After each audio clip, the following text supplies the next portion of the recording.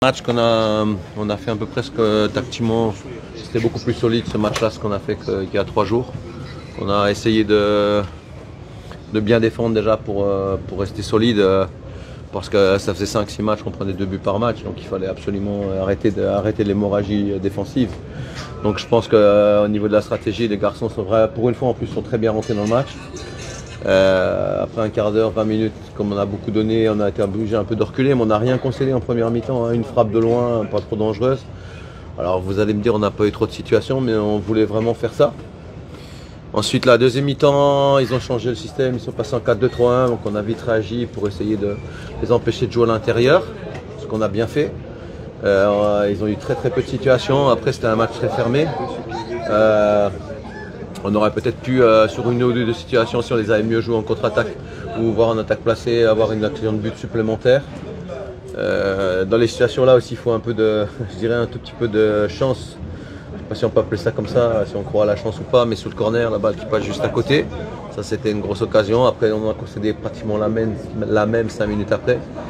Puis après, malheureusement, je dirais, voilà, il y a une petite erreur individuelle qui nous coûte le point que les joueurs méritaient au moins aujourd'hui. Je pense qu'ils ont vraiment fait le maximum pour essayer de répondre, en tout cas tactiquement, de rester organisés, de rester agressifs. Ils ont répondu à ça en tout cas. Voilà. Mais après, quand on veut reconstruire d'étape à étape, c'est très court et parfois on arrive dans ce genre de match à marquer un but et puis on gagne le match à 0. Parfois on n'en prend pas et on fait le 0-0.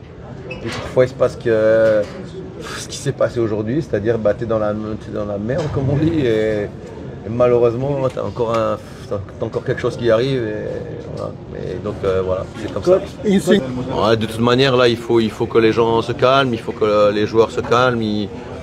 Les joueurs sont vite perturbés, je pense, très vite perturbés par tout ce qui peut se passer autour, donc il faut calmer tout le monde, je pense.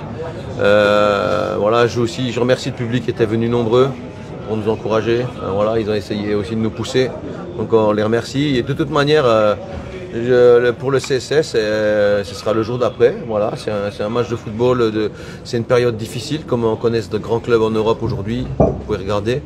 Ce qu'il faut quand la famille est en difficulté comme ça, je l'ai dit et je le redis, c'est être solidaire. Que ce soit Pierre, Paul ou Jacques à la tête de l'équipe, que ce soit l'équipe technique, que ce soit l'équipe administrative. Il faut essayer de tout faire pour le club et pas penser à soi. C'est le seul conseil que je donne à tout le monde.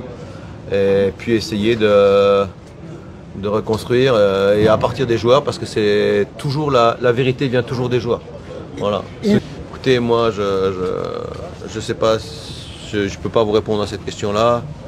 Moi, on avait fait un intérim de 2 matchs pour essayer d'aider l'équipe avec le staff. Et je remercie et après on va discuter avec les dirigeants. Je ne sais pas ce qui se passera à partir de ce soir. Et on verra bien. L'important c'est que le CSS s'en sorte. Le CSS est un club historique avec des valeurs. Je pense que les joueurs ont essayé de montrer ces valeurs aujourd'hui, même s'ils n'ont pas le résultat. On va faire ça. On va faire ça. Et ce qu'on sait faire et ce qu'on peut faire en ce moment, c'est ça.